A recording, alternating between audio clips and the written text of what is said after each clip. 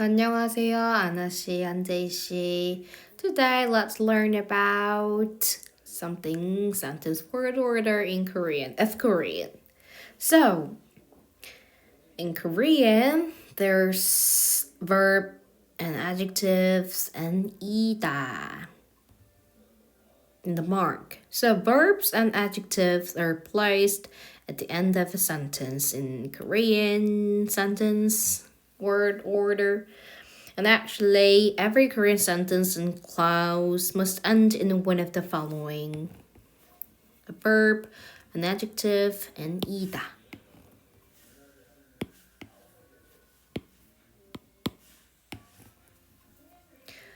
So, I talked about the meaning of ida in the last lesson. Okay. So it's neither a verb nor an adjective, but it behaves like them.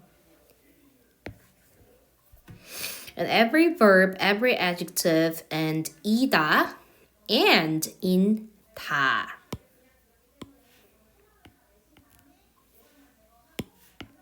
다.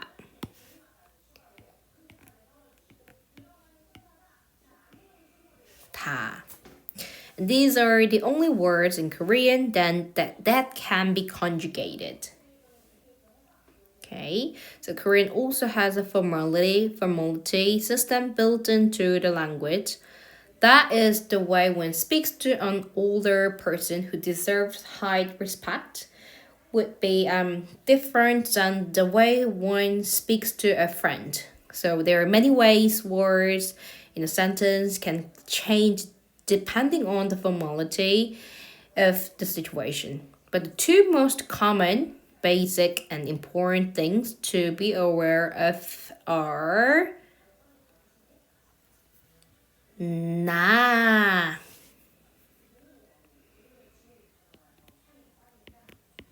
and then 저. Oops. So there are two ways to say I or me in Korean, which is 나 and 저. 나, it is used in informal situations, and 저, it's used in formal situations.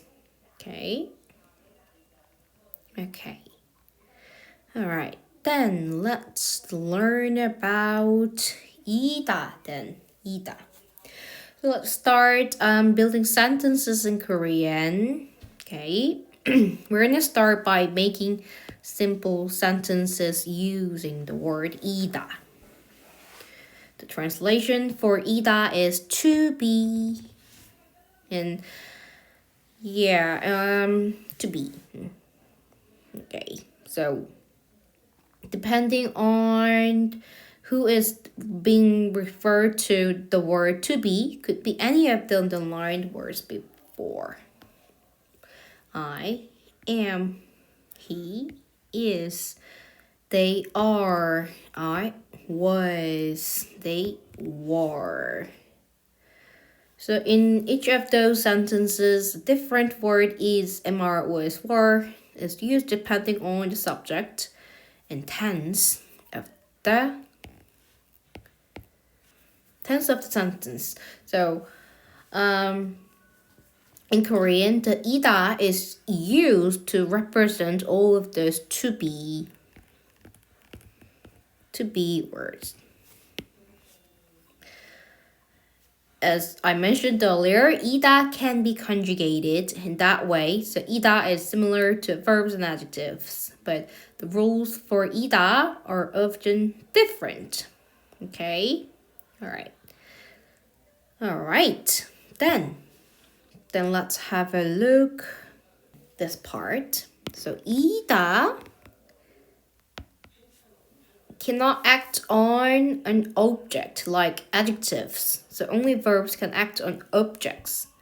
Okay, for example, like I eat hamburgers. She meets my friend. Or they study Korean. So all of those sentences have objects because the verb is the predicate of the sentence. But in sentences that are predicated by adjectives, there will not be an object like I am pretty, she is beautiful, they are hungry, we are smart. So look at those four sentences. When we use adjectives in English, we must also use to be, right? Words like am, is, and are. In other words, we cannot make sentences like this. I, pretty. She, beautiful. They, hungry. We, smart. So unlike in English, ida is not used in this type of sentences. That is, we do not use ida to indicate that something is an adjective. The structure of sentences, predicated by adjective is,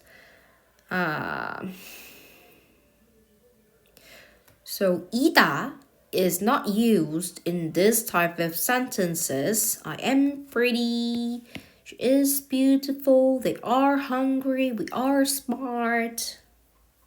Okay? However, ida is used in these type of sentences. I am a man. He is a man. They are a man. I was a man. They were a man. So ida is used to indicate that a noun is a noun. The basic structure for a sentence predicated by ida is noun, which is topic marker, right? Another noun, ida. So let's make a sentence. So I have a sentence. I am a man. Now let's substitute the words for man and I, which are I, 나, man, 남자. You know, 남자. So the Korean sentence would look like this. I, 나, man, 남자. So I am a man. It's gonna be 나는 남자이다. 나는 남자이다. Notice that ida is attached directly to the second noun. Verbs and adjectives are not attached to nouns like this. Okay? But ida is. So it would be incorrect to include a space between the second noun and ida. 남자이다. Okay? 남자이다. Alright. So, let's practice one more. 자, I want to say I am a woman. I am a woman. 나, woman, 여자. 나는, which is topic marker. 여자. 이다.